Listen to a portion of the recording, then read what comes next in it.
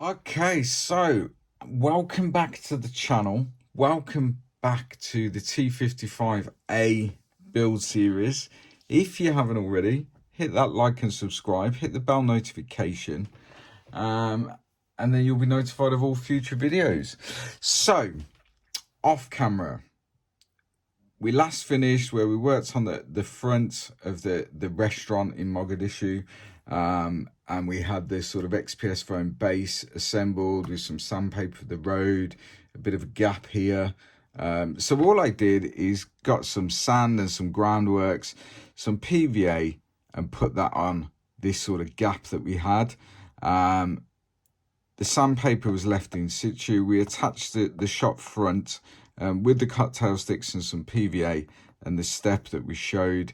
And then we sprayed the whole thing black in UMP black primer. Then we came in and essentially we kind of sprayed this very lightly to give us this kind of sandy, dusty appearance. And we sprayed that with Tamiya XF60, which is their dark yellow.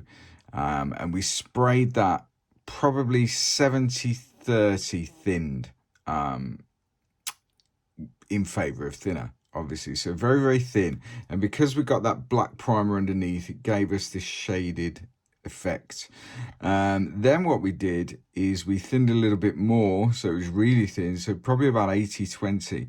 And then we just put a dust coat over the road.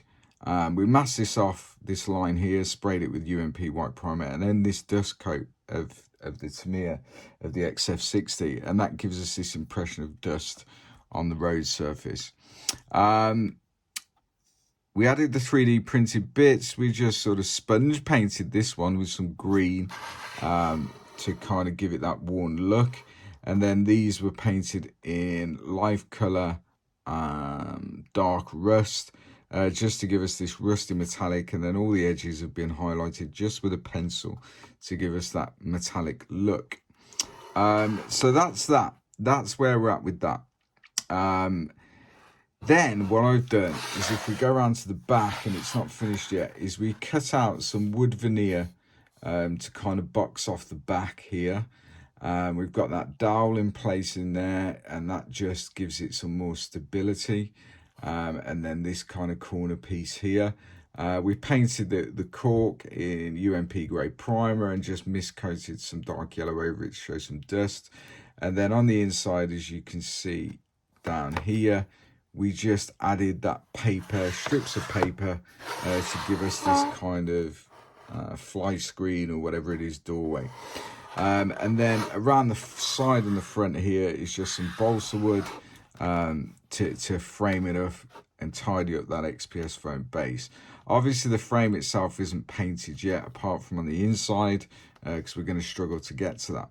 So all we really need to do now is work on a roof for this. So I'm going to show you how I'm going to do that. So we'll work on the roof section here, and then it is just a case of tarting it up a little bit. It's the easiest way to say it.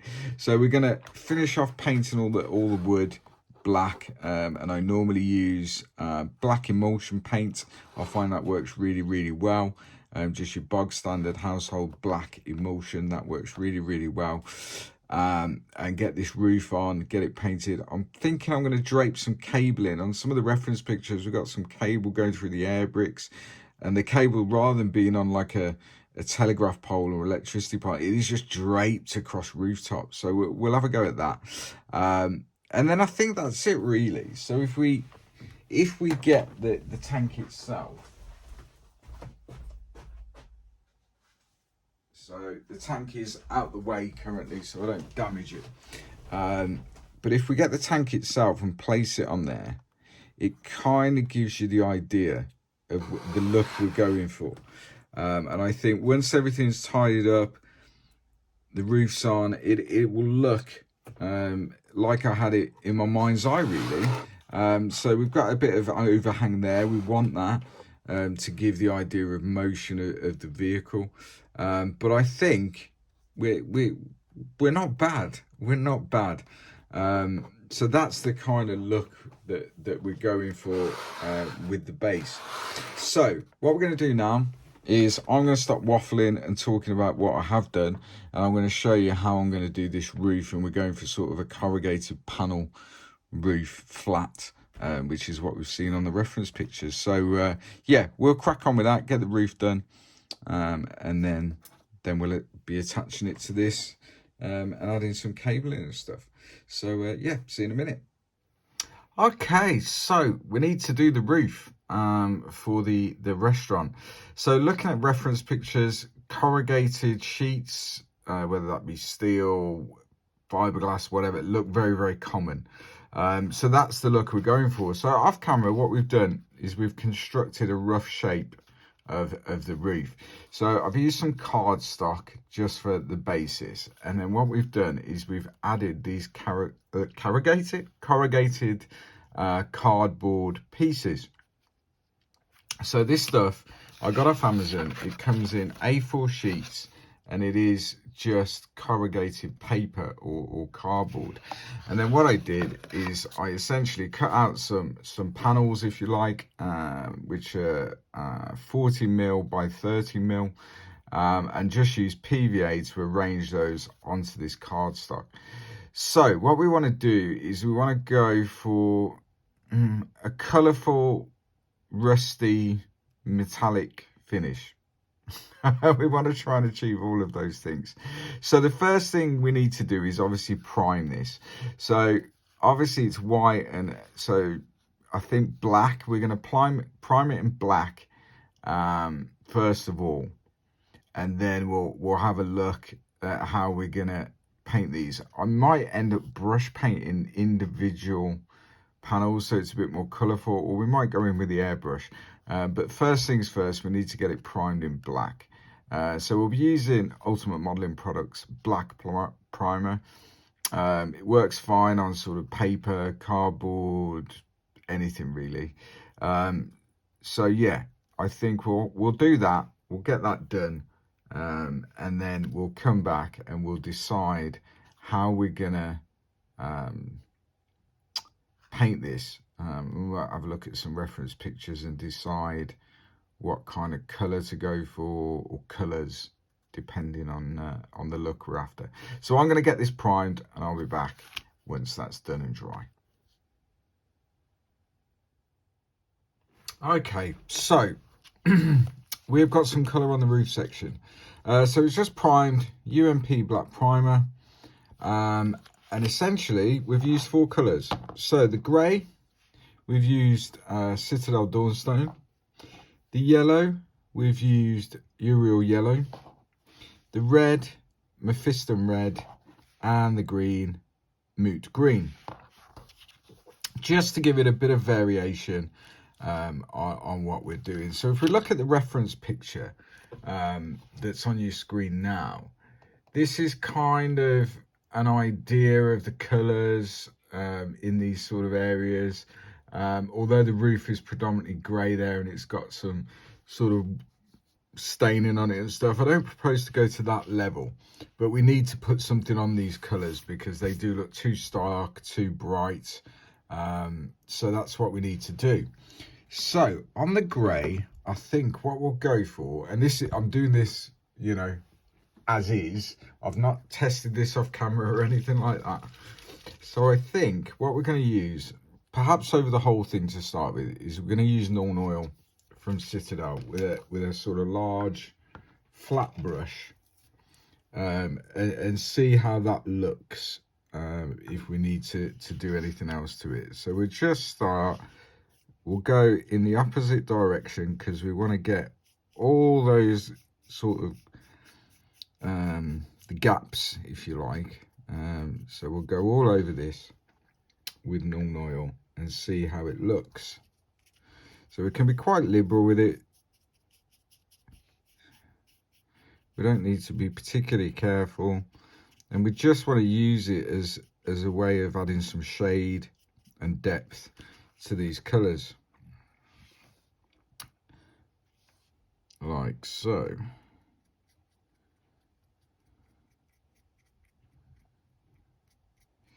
So it'd be interesting to know, what do you guys think of the subject matter, doing something? I've not seen many sort of African bases or dioramas or anything. I was looking for some tank crew to add to it. However, there are ones out there, but they're resin, and there must be kind of fairly short run kits, and they're incredibly expensive.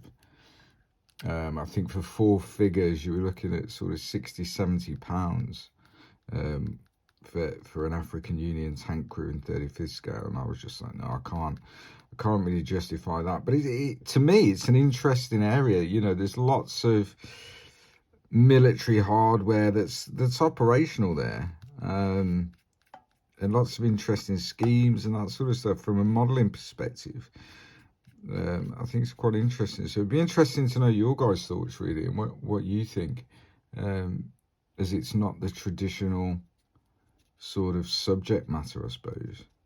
But yeah, I find it quite an interesting area, with the colours and the terrain, the vehicles that are in use. So yeah, interested to know what you think. So as you can see, what's happening is that Norn oil is kind of settling in the sort of concave bits, which is exactly what we want, really. So I'm going to go over all of this, get this done, let it dry, and then we'll look at what we do next. So I'll get this done, and then we'll come back and see what we need to do next. See you in a minute. Okay, so the Norn oil is pretty much dry now, and what we can see is it's left us with this dirty finish on the corrugated panels. I quite like the effect so far, but we're not going to leave it there, because it needs some dust effects and all that sort of stuff. I was initially thinking to add some rust type tones, but I kind of like the vibrancy of it, the colors of it. Okay, it's not necessarily particularly realistic, but I like the vibrancy of it, and I think it will be effective. So what we're going to do is, first of all, I'm going to try some Carrick Stone, I think, which is the same as, in fact, no, I'm not, because that's going to be a bit light for what I'm after. Let's try some Zandri Dust, which is a little bit darker, and I'm just going to kind of try and dry brush this over the ridges, and see what sort of effect it is. If this doesn't work, and there's every chance that it won't, then I can certainly repaint these, not a problem. Cheapest chips to do this sort of stuff. It's not like we're on a really expensive, you know, rifle kit here. But as you can see there, hopefully it's picking it up. Certainly is to my eye.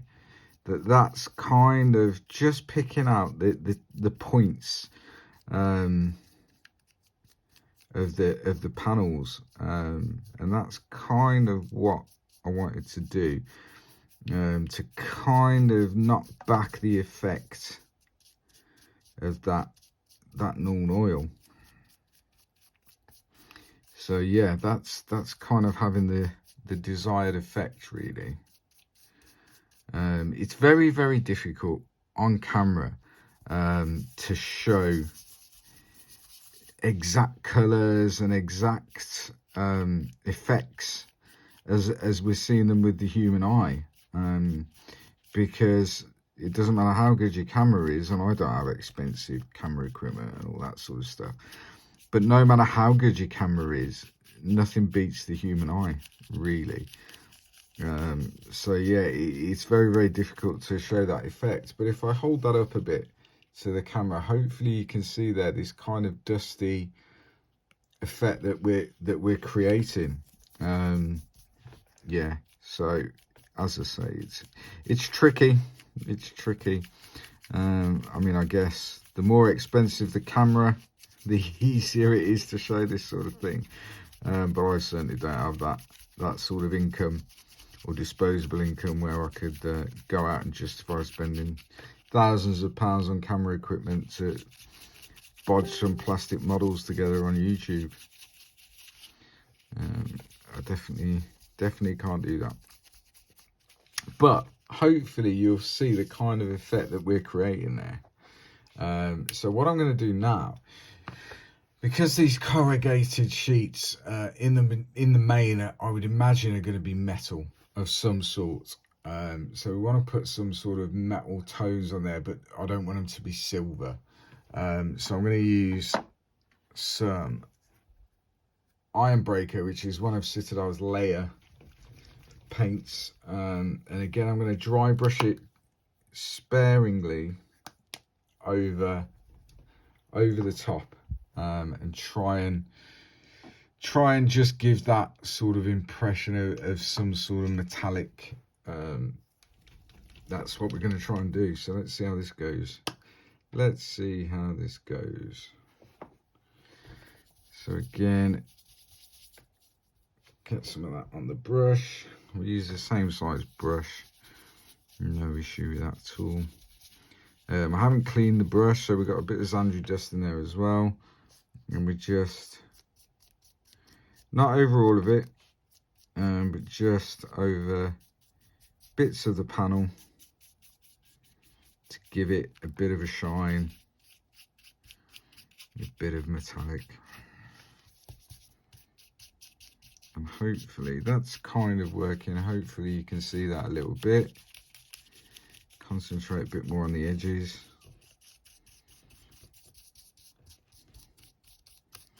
Like so.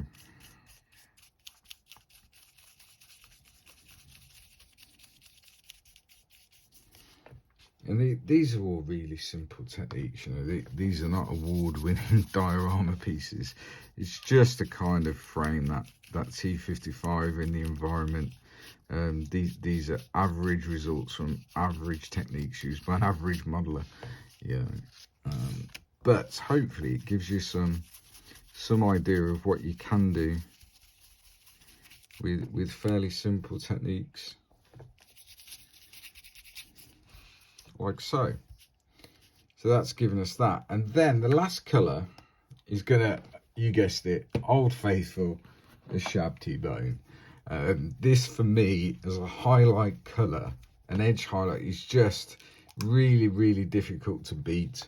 I guess it goes back, or the forerunner of this would, where you would, historically, a lot of people used to put a very thin mist coat of buff over their entire model to kind of blend everything together. I think this has a very similar effect, and does a very similar thing.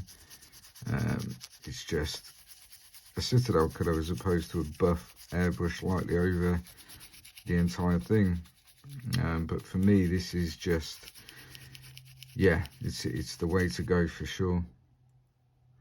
Do it on almost, well, pretty much almost everything. Armor wise, obviously you wouldn't do this on aircraft necessarily, and maybe in a cockpit, but for armor and, you know, terrain, and yeah, I think it works really well. Let me know, have a go at it, see how you get on with it, see if it, you know, it's not a magic wand, it's not gonna turn you into night shift. In fact, night shift doesn't even use it, I don't think.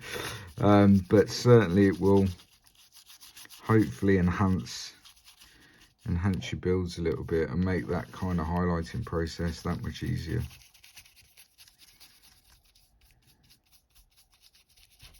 There we go. So I'm quite happy now. We can see now the colours aren't as stark as they were, but still maintained a fair bit of vibrancy. And now we've got a bit of a dust effect and that sort of stuff. So what we need to do now is we need to attach that to the actual building itself. Now what you will notice is I have started, if I move that like so, we've started to get the black around the wood. So we need to put this on the top of the building. Now the best way of doing this, I think, is going to be a few drops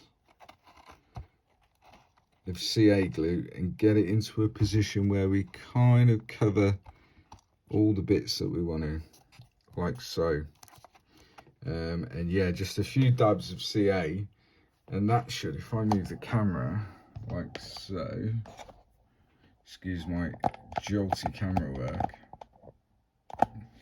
but hopefully you can see. There we go. It's a bit tighter. Oh, there we go. So hopefully you can see that's the sort of position that we're going for there. So yeah, we'll have a go at that and see what happens. So yeah, I think a couple of dabs of CA glue, gel, so we'll use the Loctite, and then we've got this kind of flat roof in position. So I'll do that off camera, because you can see nothing this close up, and then we'll come back. I'll change the angle of the camera, and we'll come back and we'll just add a few bit, a few little details. I think we're just going to put some cabling draped across the roof going into the building, and then we're pretty much there. So I'll be back in a second. Okay, so the roof's all on, and I really like the look of it. I think it looks good. It looks like a flat corrugated roof, with various panels on it, etc. So I'm quite happy with that. Now the only thing I have noticed on reference pictures is kind of cable draped across rooftops and that sort of stuff, rather than on a kind of specific pole or anything like that. So all I've got here is just some old electrical cable. I can't even remember what it's from, some sort of power lead. And I think what I've also seen is where cable will feed through these kind of air bricks into the actual building itself, very rudimentary sort of wiring. So I can just place that in there essentially, and then I think all we need to do then is just position it, and I think that's the kind of position we want it to be in. So if I turn this round so we can see, the cables that I saw on reference pictures are black.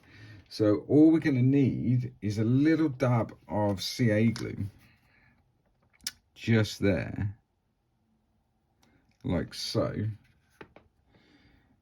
and then I can just push that into place. We get a toothpick or cocktail stick just to hold it in position as it cures and sets, like so.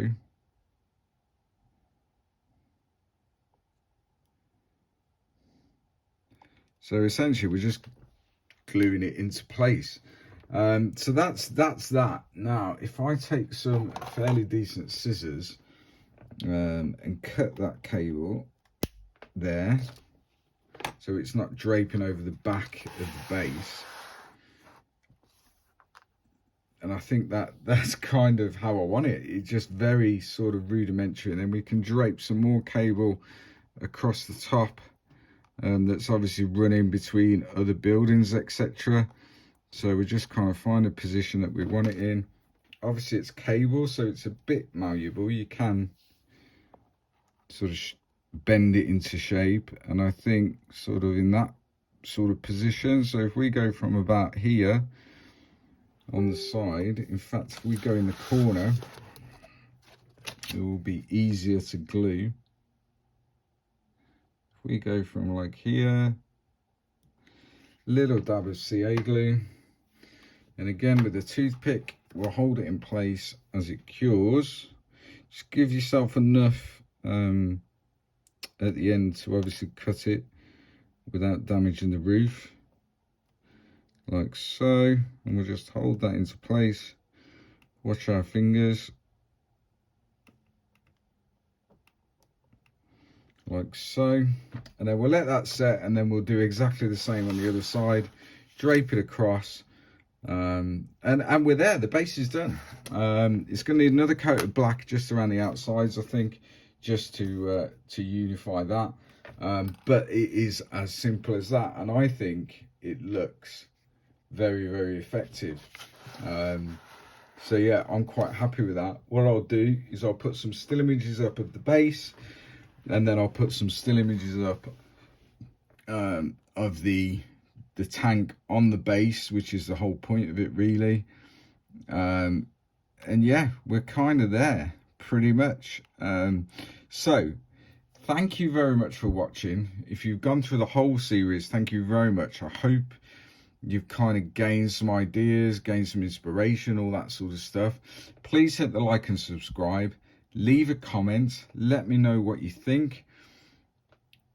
Did you like it? Did you not? Has it given you some ideas for future builds and all that sort of stuff?